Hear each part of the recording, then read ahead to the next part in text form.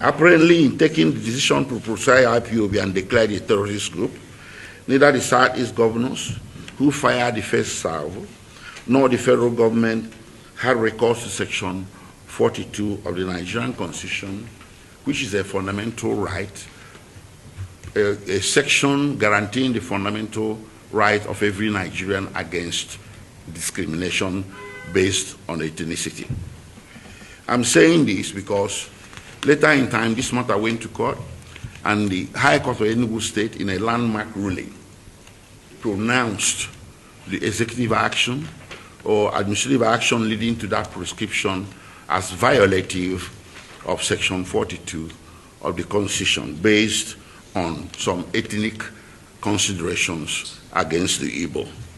In March 2018, the African Union, through its African Commission on Human and People's Rights, which administers human rights adjudications in the continent of Africa, held against the federal government that the proscription was wrong under the African Charter, which bound Nigeria.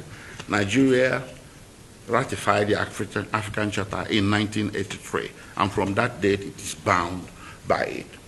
So this African Commission on Human and People's Rights had clear jurisdictions to decide this case, and it decided against the federal government and wrote a strongly worded letter to the then President of Nigeria to retrace his steps and restore IPOB to its former legal status and cease and desist from further arresting or harassing or persecuting members of IPOB.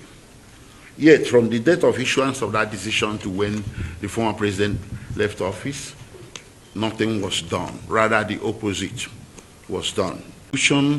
Prosecution, arrest, torture, everything became even worse.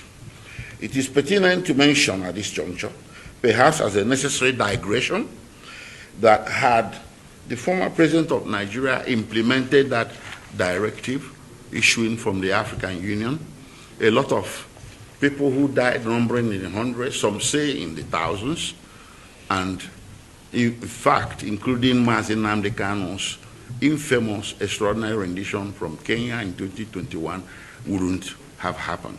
A lot of lives would have been saved, and the nation would have been more at peace. And we will not have the insecurity that we are grappling with today in the Southeast.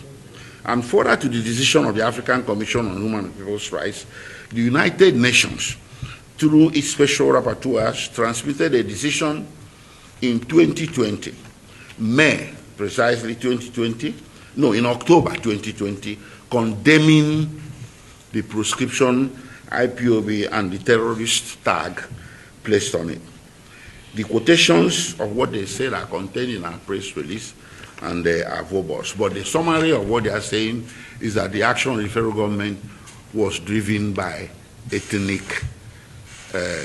some ethnic considerations against the Igbo, and that the action offended every known canon of international human rights law.